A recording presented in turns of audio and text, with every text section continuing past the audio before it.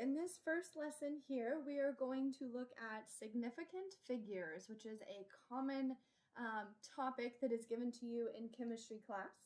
I have broken down significant figures into 3 rules, and if you can understand and apply these 3 rules, then you will be able to do any significant figure question that is thrown at you.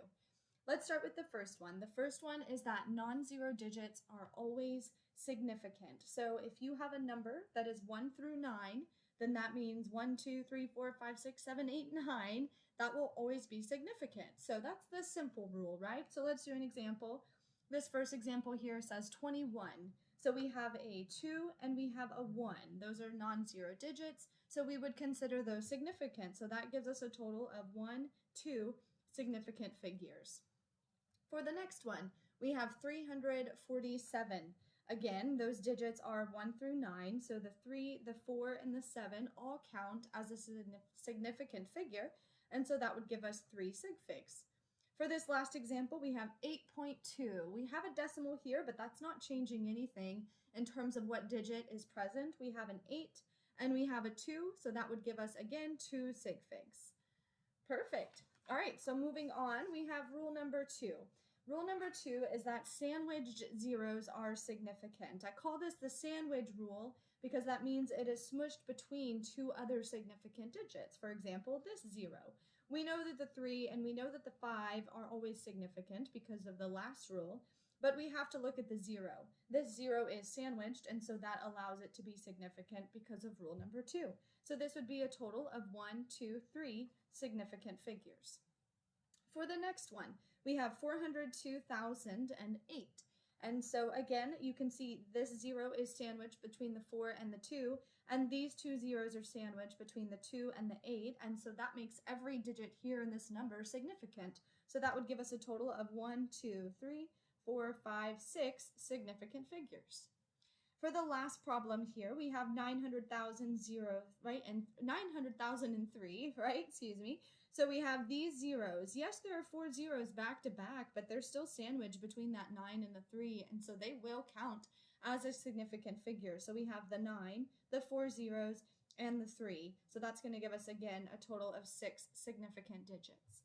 That is the sandwich rule. For the last rule here, this is rule number 3. This is where if you have a trailing 0, so again, I like to remind my students, if a trailer is on a truck, right, that means it's at the end of the number. So first you want to identify if the 0 is trailing. If the 0 is trailing, then check if there is a decimal in the number. It does not matter where the decimal is, there just has to be a number. There just has to be a decimal in the number. So let's look at this first example. We have 7.000. I'm first going to identify, oh, these zeros are trailing. Now I'm going to check and make sure that there is a decimal in the number. Yes, there is a decimal in the number, so that means these zeros are significant. We know that the 7 is always significant because of rule number 1, and so this would give us a total of 4 significant figures. Looking at the next example, we have 41,000, and there is a decimal point here at the end. I just want to point that out. We know that the 4 is significant. We know that the 1 is significant. And so now I'm going to be looking at the 3 zeros at the end. They are trailing the number. They are at the end of this number. Now I need to check, is there a decimal? We have identified that there is a decimal, so they will be significant. And so that would give us a total of 1, 2, 3, 4, 5 significant figures here. Moving down to this last example for rule number 3, I can see that these 2 zeros are trailing the number. They're at the end of the number, and there is a decimal present, so they do count. They will be significant, as well as the 3. So that is a total of 3 significant figures. I'm going to show a good practice problem now, kind of combining all 3 rules, if that makes sense. If you would like to try these on your own, if you're confident with them, feel free to pause and do so. I will be going through them one by one as well. For number 1, it says identify the number of sig figs, that's short for significant figures, in each number. So number 1, we have 3,018. We know that the 3 is significant, we know that the 1 is significant, and we know that the 8 is significant because it's a non-zero digit. Now I just have to see if this 0 is significant. It will be significant because it is sandwiched, right? Going back to rule number 2. So we have a total of 4 sig figs in that number. For number 2, I have 3 zeros in the front, I have a 4, we know that's significant, and I have a 1. Now I need to check, are these zeros sandwiched? No, they are not sandwiched. Are they trailing the number? No, they are not trailing at the end of the number, they are at the front. So these are not significant, and we would only have 2 significant figures for this example. For number 3, we have 18.0. 18.0, the 1 and the 8 are significant.